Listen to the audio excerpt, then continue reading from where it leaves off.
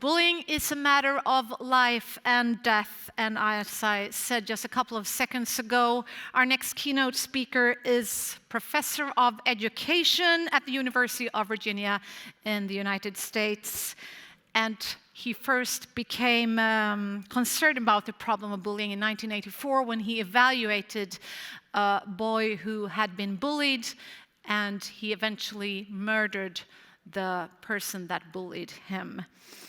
Mr. Cornell's work has focused on the development of better methods to identify victims of bullying and to measure the school conditions, the climate in the school that affects the prevalence and impact of peer aggression.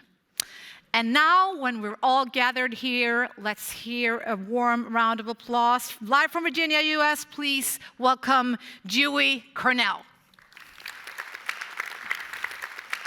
Well, thank you very much. I really appreciate the honor and privilege of contributing to this conference. I'm sorry that I can't be with you today in person, but I'm very grateful to this technology that makes it possible for me to speak with you anyway. I'm going to summarize some of the research that my research team has conducted at the University of Virginia. All of this research was made possible because of our research team. And so I thank my colleagues and graduate students at the University of Virginia. As you heard in the introduction, I began my work as a forensic clinical psychologist, evaluating persons who committed violent crimes. And really, in case after case, I could see that the violent crime could have been prevented. And this drove me to undertake research on the prevention of youth violence. And as the person who introduced me mentioned, I became particularly interested in the problem of bullying after evaluating a young man who committed a murder in revenge for bullying. So today, I'm going to cover 3 topics just in a short period of time. I am going to present with you another case of bullying, which was one of the cases that helped us decide to develop school threat assessment. I will warn you that this is a tragic case and it involves a school shooting. Second, I'm going to describe how school threat assessment works using our model, which is the Comprehensive School Threat Assessment Guidelines, or CSTAG. And then I'm going to summarize a little bit of research evidence for the CSTAG model. So I became interested in the idea of threat assessment after evaluating this young man who was being severely bullied at school. When I met him, he was 14 years old. He'd been bullied for about 2 years, starting in middle school. The bullying started with a rumor in the student newspaper. The student newspaper had a gossip column. Now, right away, you know this is a problem for a school newspaper to have a gossip column. And the gossip column said that this boy and another boy who were best friends had feelings for one another. And right away, the boys began to tease him and say that he was gay and called him gay boy and other derogatory names. And they would spit on him and shove him. They pulled down his pants. Something happened to him almost every day. He started high school in the 9th grade.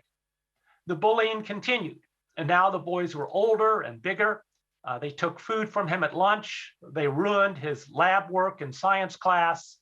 When he joined the marching band, the band director allowed the older kids to initiate new members, which usually meant pranks, but which for him meant that they continued to bully him week after week. In gym class, he did not play basketball very well, and so the gym teacher bullied him too. The gym teacher said, "You play like a girl," and made him play basketball with the girls. So bullying, as you can see, was pervasive in this school. The boy became quite depressed. He thought about killing himself. He injured himself. He began to hear voices that threatened him. He became afraid that a demon was living under the house and was going to kill him. He kept these symptoms secret from his parents, but in fact, he was developing schizophrenia, which we later were able to diagnose. He joined a new group of friends during this time, older boys who were social outcasts in the school. They were actually referred to by other kids as the freaks. And there was another group of kids called the preps who looked down upon them and insulted them. The preps were privileged kids who were bullies. They got away with bullying because they did well in school and they were well regarded by their teachers.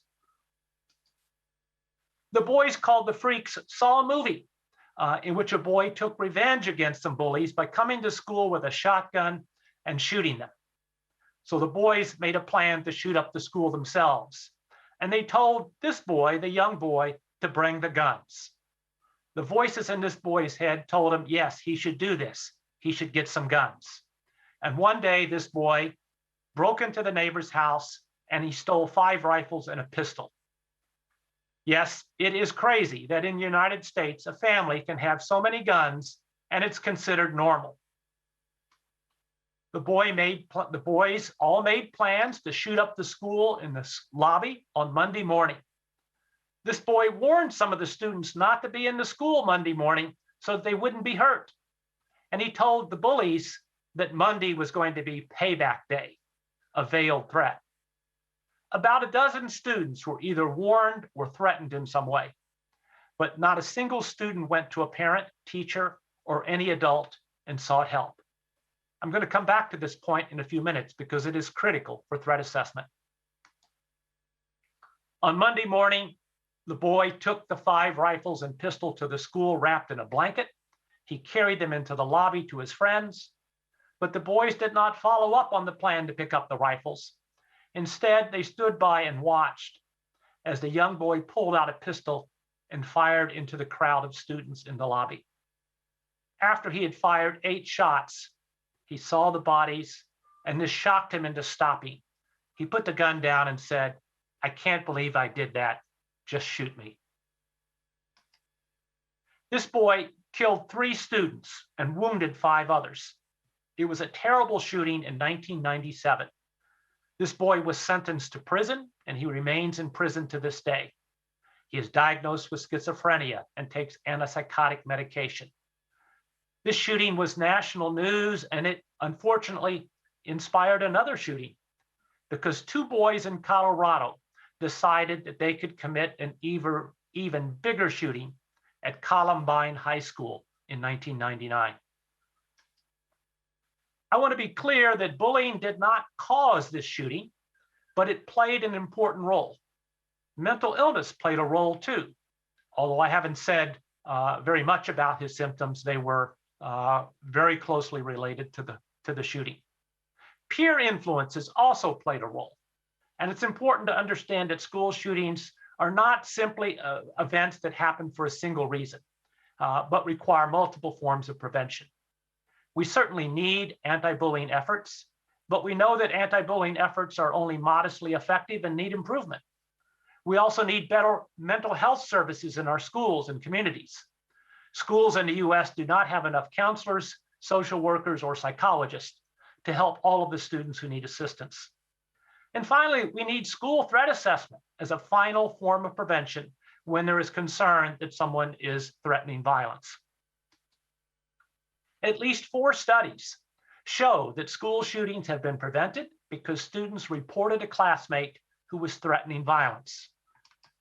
Now, the report is just the beginning. Threat assessment involves 3 steps. The first step is to have a school where everyone understands the need to seek help from someone who is distressed, who is being bullied, or threatening violence in some way. The second step is to have a threat assessment team that receives reports of threats and then carefully gathers information to evaluate the seriousness of the threat. The third step is for the team to initiate an intervention based on the seriousness of that threat in order to prevent it from taking place, but also to help the student and to take protective action when indicated. There are 2 kinds of errors we want to avoid in conducting a threat assessment. One is that we don't want to overreact. Many schools in the US overreact when a student makes a threat and suspends the student or expels the student from school. This boy was suspended from school because he chewed his pastry called a Pop-Tart into the shape of a gun, and he waved it around and laughed about it. He didn't harm anyone. He didn't hurt anyone with his pastry. From a threat assessment perspective, a Pop-Tart is not a dangerous weapon. The only way a Pop-Tart is dangerous is if you eat one. Let me just say, the second kind of error is to underreact to the rare threat that is truly serious. Threat assessment is designed to help us avoid both kinds of errors, overreaction and underreaction. We developed our threat assessment guidelines in 2001, and we published a new manual in 2018. And in our model, a school-based team gathers information about a threat and uses a decision tree to determine whether the threat is serious, which we call substantive, or not serious, which we call transient. We take protective action if the threat is serious, and in all cases, we attempt to resolve the problem underlying the threat. All of the forms that we use in conducting a threat assessment are available online at no cost. Threats lie on a continuum. Low-level threats that we call transient threats may be nothing more than a figure of speech or a joke. Some threats are expressions of anger without an intent to harm someone, like, oh, I could kill you for this. And in the middle range, there are threats that may be motivated by a desire to cause trouble, to be disruptive, or to frighten someone. Bomb threats and stalker threats and some forms of harassment fall into this range. Again, there is no intent to carry out the threat, but to use the threat to cause trouble. But the threats that we are most concerned about are the substantive threats that are warnings of impending violence. In these cases, the person has not only made a threat, he or she poses a threat and has the capability and the intent to carry out the threat. And the threat assessment team tries to identify these threats most of all. So how do we do that? Here is our decision tree. We do quite a bit of training in using the decision tree, and I'm going to simplify things here today and summarize. But the basic idea is that we gather information to determine whether a threat is serious or not serious, and to spend the most time on the threats that are serious. After a threat is reported, we start by interviewing the student and any witnesses to find out exactly what happened or what was said. And sometimes we find out that there isn't a threat. Maybe misbehavior, or maybe a rumor, or maybe a false report, and the case is resolved at step one. Of course, many times a student does make a threatening statement. It's pretty common for young people to say things that are emotional, that maybe imply or claim to harm someone. And we call this a transient threat when it's not truly serious. It might be a figure of speech. It might be an expression of anger with no actual intent to carry out the threat. These cases are usually resolved with an apology, some brief counseling. Next are serious substantive threats. These involve a threat to hit someone or fight someone, and the person has some degree of intent to carry out the threat. So we will take protective action to keep the fight from being carried out. We will supervise the students, we will warn potential victims, and we will try to resolve the conflict, often through some form of mediation. Finally, the most serious threats are called very serious substantive threats. And here we will follow all 5 steps and conduct a safety evaluation and develop a safety plan. This involves a more extensive psychological evaluation of the student. It can involve law enforcement investigation and development of a more formal plan and ongoing work with the student. But fewer than 10% of cases go this far. Let me just say, we have conducted training in this model across the United States in thousands of schools. All 4,000 schools in Florida are required to use our model. And right now we are studying the training and implementation of our model in all of these schools. And in many other states, CSTAG is encouraged, although not necessarily required. So what happens after these schools have training? Well, we have been doing research for more than 20 years on what happens after our teams are trained and begin to use our model. These studies are published in peer-reviewed journals in education, psychology, and criminology. Here are the key studies. Do we have a little time? I'll go over each of these studies one at a time, right? I'm sure everyone would like to hear about them in detail. Well, I'm joking, of course, but please contact me if you want copies. I am going to give you a brief summary, though. We've conducted 3 types of studies: field test to determine what happens when you try the model, and 6 controlled studies, including 1 randomized controlled trial to show how schools fare using our model compared to schools not using our model. And now we are also conducting large-scale implementation studies to see what happens when the model is being very widely used. I'll summarize the results in 5 points. Across thousands of cases in hundreds of schools, 99% of threats are not carried out. And the students who receive threat assessment, in fact, receive a number of different types of services.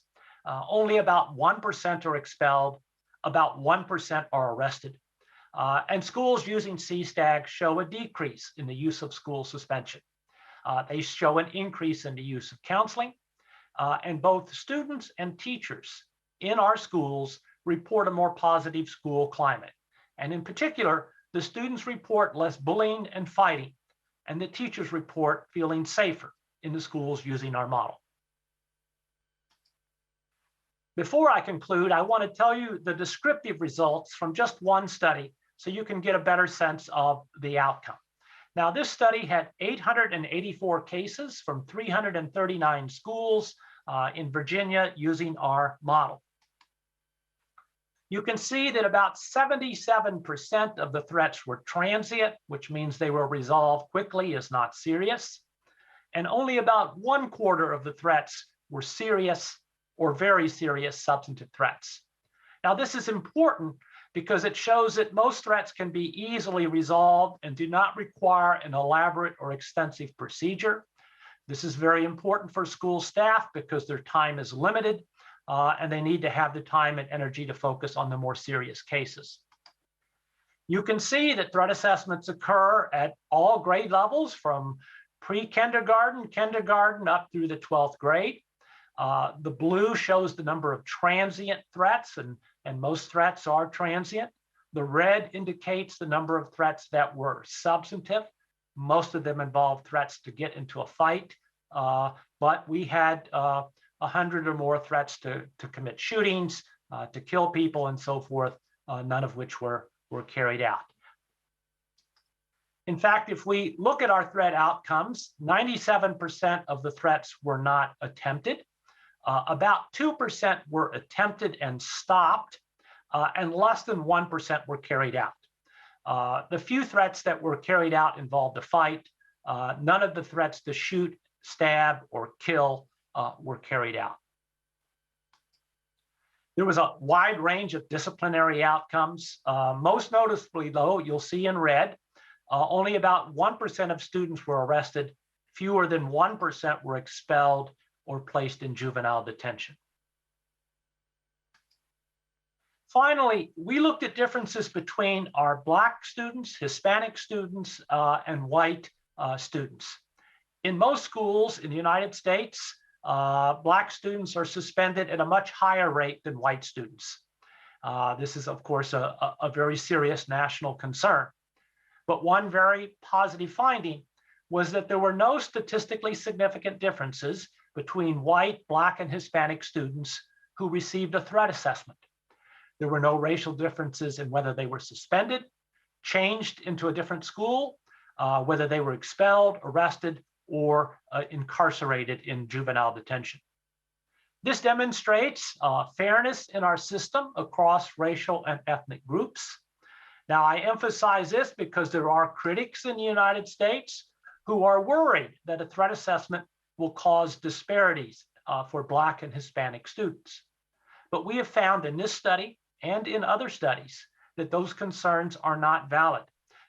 This has been a huge point of controversy, and we have new data coming out this year to show that our schools in Florida are not generating racial disparities when they use threat assessment. So in conclusion, let me say that bullying, of course, is a very serious problem. And in the most extreme cases, it's linked to many of our school shootings in the United States. I don't want to claim that bullying causes shootings or that students who are bullied should be considered dangerous. However, bullying is a risk factor in school shootings that we need to recognize and try to reduce with anti-bullying programs. We also need threat assessment as an additional prevention measure. We've shown that threat assessment is a safe and effective safety method, but it does require training and adherence to a standard procedure like our CSTAG model. Threat assessment can help schools avoid overreacting or underreacting to threats. And when we conduct a threat assessment, very often we find out the kinds of problems that a young person is experiencing, and we can intervene. Very often the young person feels bullied, harassed, or mistreated in some way. And our teams are trained to help that young person with these problems rather than take the zero tolerance approach. Now, please feel free to contact me if you'd like more information about our threat assessment model. You can go to the University of Virginia's website for the Youth Violence Project and find more information about threat assessment. Well, I'm going to leave some time for questions, so let me pause there and see if anyone has any questions. Round of applause, and don't be shy to put out your questions for Dewey. I must ask Dewey, we had an incident, a serious incident last week here in Sweden, a 15-year-old boy who came to school and shot one of the teachers, actually. And the sad thing was that Swedish police had an alarm coming from the FBI because they picked up data on this boy that were searching for dangerous stuff on the internet. And on that note, I would like to ask you, how do you work together with the FBI or other authorities looking at data? Yes. Could you tell me a bit about that? Well, sure. Actually, our threat assessment model began with work I did with the FBI. In 1999, the FBI did a study of school shootings. The case that I presented was one of the cases. And the FBI introduced me to the concept of threat assessment. I had never heard of it. And it really convinced me that we needed to develop a model. And the Secret Service, of course, in the United States also is a strong proponent of threat assessment. So it's a way to bring law enforcement and educators together. Now, as you point out, many times there are threats reported to schools. And reporting the threat is certainly important, but it's not enough. The school has to be trained and ready to assess the threat. Most threats are not serious, but we do have these threats, as you've experienced, that are deadly serious. And so we've got to be able to respond and intervene. True that. And what is your advice? I mean, this is about doing it together. We actually had police officers visiting this youngster at home, and they had a bad feeling, but nothing happened. So do you also teach, so to say, the police on what matters they should look for? Yes. Or, Yes. Can you tell us a bit about that? Well, of course, we want law enforcement, we want the police and the educators on the same page. We want them working together. We don't want to have a system where, oh, it's a threat, we turn it over to law enforcement. Law enforcement will use the methods that they use in the community, mostly for adults. And those are not the best methods to deal with a student threat. So when they're on the same team, they're trained to use a problem-solving approach. That is, every student who makes a threat has a problem. That's why they make a threat. They are frustrated that something has happened that upsets them, that concerns them. And as educators, we're problem solvers. Our school counselors, our school psychologists, our teachers, we are prepared to try to identify what is the problem that young person is having and what can we do to resolve it. If the student is angry with the teacher, there's a conflict with the teacher, we think about ways to resolve it. And when we resolve the problem, the threat of violence goes away. Well, thank you so much, Dewey Cornell, for sharing all your very, very important studies. And let's give you a big warm applause. Thank you very much, Dewey. Thank you. Thank you. Thank you all. Thank you all very much.